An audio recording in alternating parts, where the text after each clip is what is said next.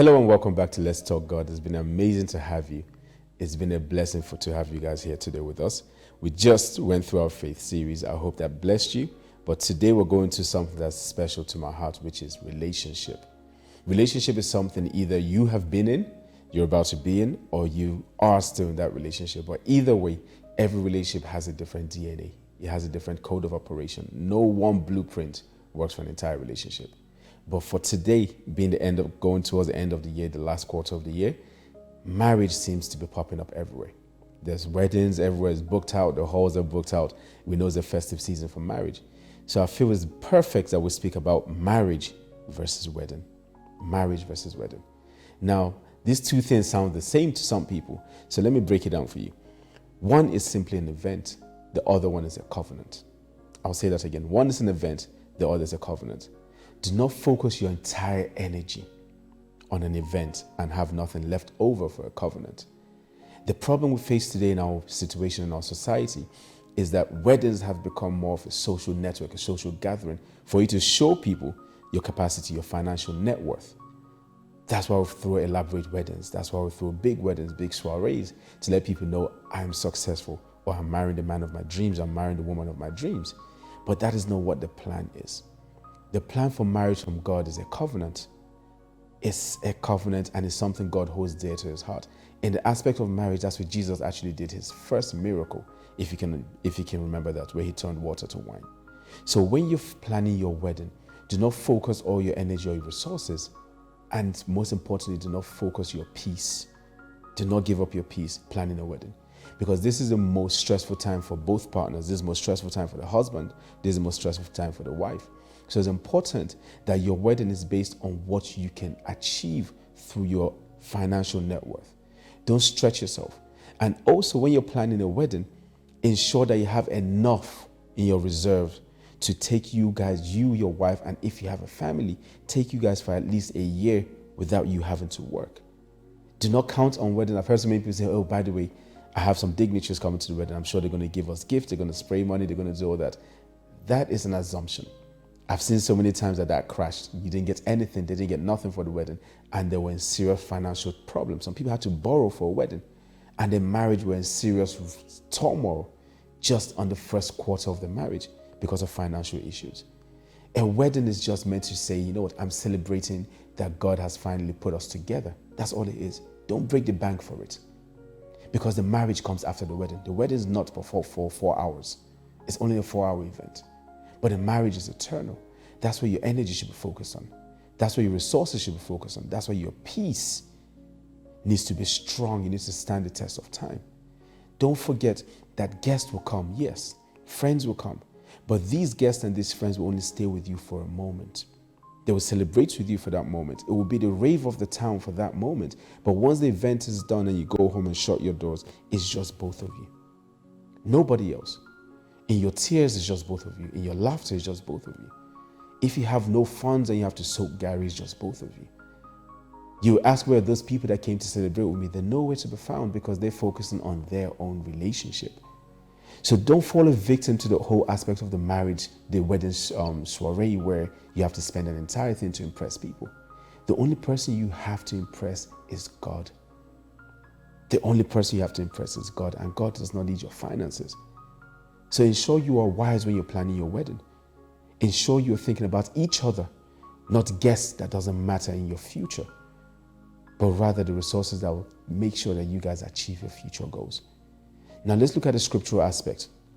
It says that in the scriptures that a man shall leave his mother and father and cleave to his wife. Now when you think of cleave, it doesn't mean hold. It means to grab and not let go.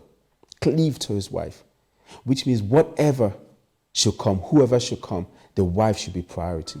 And it says, and they shall become one flesh, inseparable. Likewise, the wife shall leave her parents and cleave to the husband, they shall become inseparable. That means your opinion is what matters. Your decision is what matters. In this time of wedding, your decision, what color of the day, your guest list, where your event center is going to be, who's going to be your decor. It is your decision. Simply your decision. And husbands, this is a time you must protect your wife, because she's going to have so much going through her mind. She's going to have so much emotions that she's going through. Do not give everyone access to her at this time. It is just a wedding, not the marriage. Protect her through the wedding series.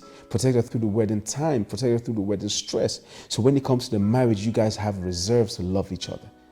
Because I've seen situations, I've seen weddings that have cost people their marriage. I've seen weddings that people didn't even make it to the altar just because of the planning stage. Because friends got involved, family got involved and said, you know what, we must have this color. I must have my guest list. I must have 300 people. And it becomes a family battle. And you realize the problem is none of your own, but rather it's extended family and friends problem that's pressing you guys down.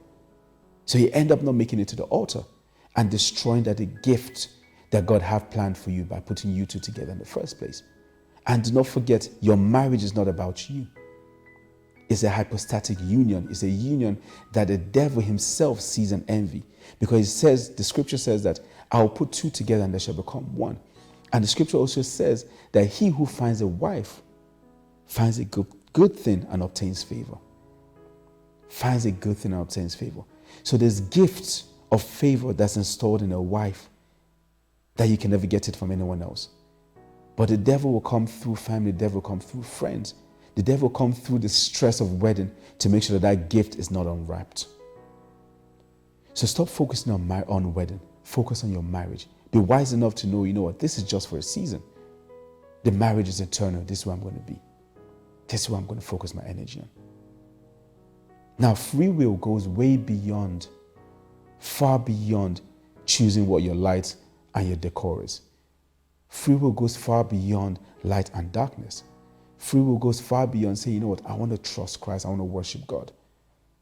Free will can be applied to even your guest list. Yes, your guest list. Choose who you want to be at your wedding.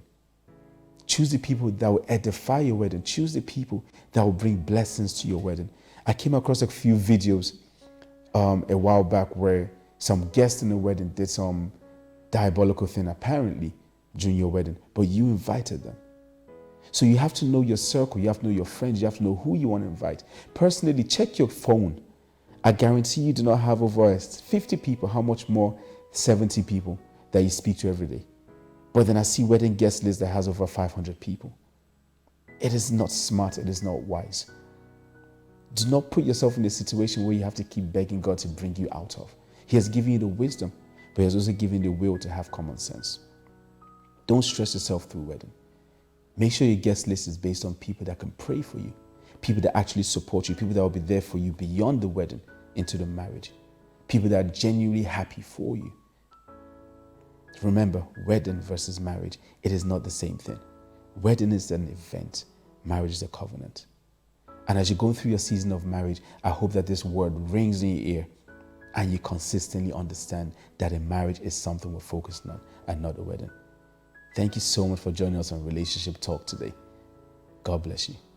As we have just gone through the intricate details on wedding versus marriage, if you are currently going through this situation of wedding stress that's putting a strain on your marriage, or you probably know somebody that's going through it, or you've been through it before, and you have a wealth of knowledge and advice to give, I'm sure people would love to hear you.